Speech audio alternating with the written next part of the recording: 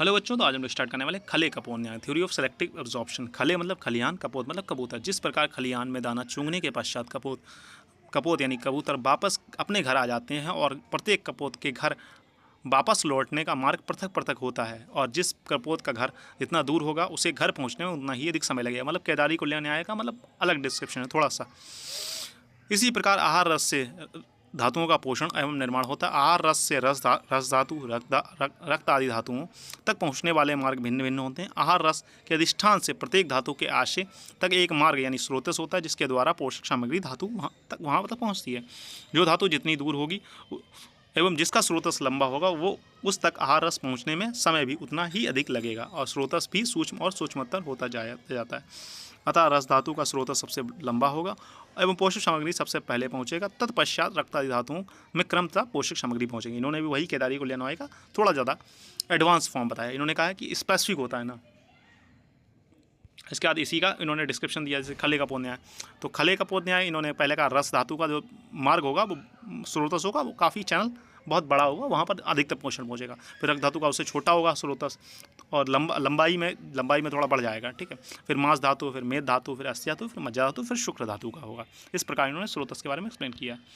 खले कपोत न्याय का संक्षिप्त वर्णन, इस मतलब ये चार्ट पेपर अगर या चार्ट आप एग्जाम में बनाते हैं तो टीचर आपको डेफिनेटली अच्छे नंबर देगा।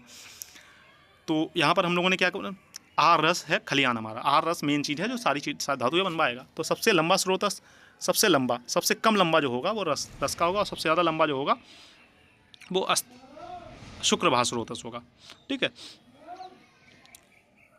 तो रस धातु का स्रोतस सबसे कम लंबा है और सबसे ज़्यादा बड़ा है, तो उसमें उससे दो भाग बनेंगे, 104 भाग बनेगी रस धातु एवं उपधातु, और किट्ट भाग में कफ बन जाएगा हमारा। फिर आहार रस जो खलियान है, मतलब जो खेत है, वहाँ से कबूतर चुन के दाना गया तो वो रक्तवाह स्रोतस में गया। रक्तवाह स्रोतस मतलब वहाँ कपोत और जो खलियान का एग्जाम्पल दिया वो सिर्फ आपके समझने के लिए। ऐसा पेपर में मतलब खले कपोत नहीं आया था तो आप वो एक्सप्लेनेशन लिखेंगे, बेसिकली उससे समझना क्या है।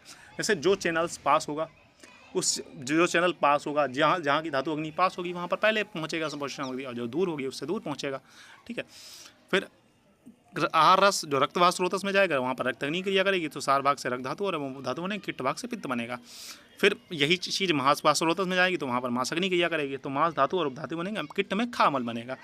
वही फिर रस से फिर क्या मेदोवाह स्रोतस में जाएगा तो वहाँ पर मेदो अग्नि क्रिया करेगी, मेदो अग्नि क्रिया करेगी तो मेदो धातु और धातु बनेगी, और किट्ट में स्वेद बनेगा।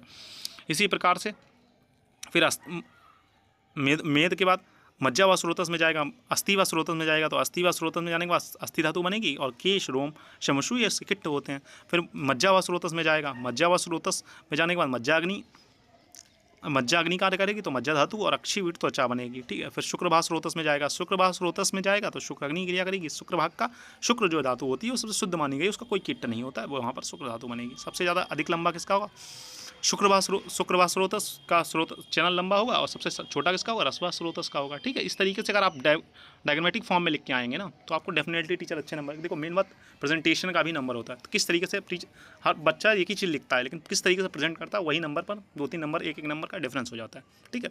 इस तरीके से आप डिस्क्राइब करके आएंगे तो डेफिनेटली आपको 1 नंबर एक्स्ट्रा मिलेगा, ठीक है।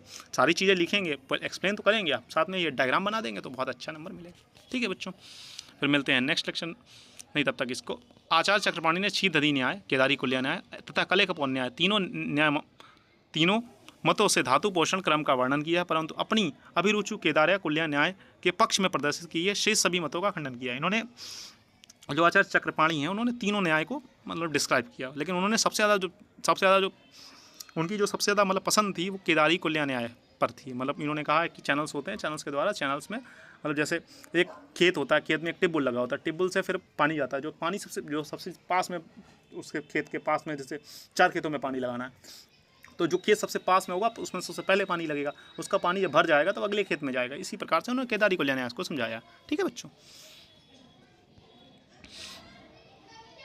एक काल धातु पोषण पक्ष हम लोग नेक्स्ट लेक्चर में पढ़ेंगे, ठीक है बच्चों। फिर मिलते हैं नेक्स्ट लेक्चर में, तब तक के लिए हैव अ नाइस डे। पढ़ते रहें, मस्त रहें।